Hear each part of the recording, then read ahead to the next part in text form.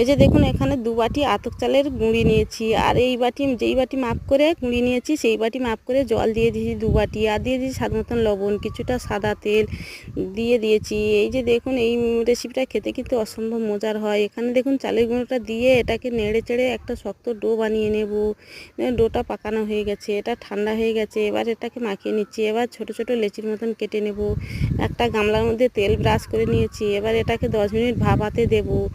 এই যে দেখুন ভাপানো 10 মিনিট হয়ে গেলে আবার এটাকে নামিয়ে নেব। এই যে দেখুন ভাপানো হয়ে গেছে।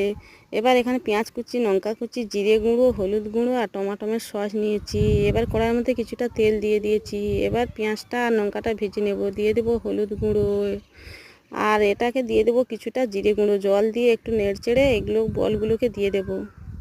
টমেটো সস 4 চামচ দিয়ে কতটা লোভনীয় হয়েছে দেখুন। এবার নামিয়ে নিয়েছি।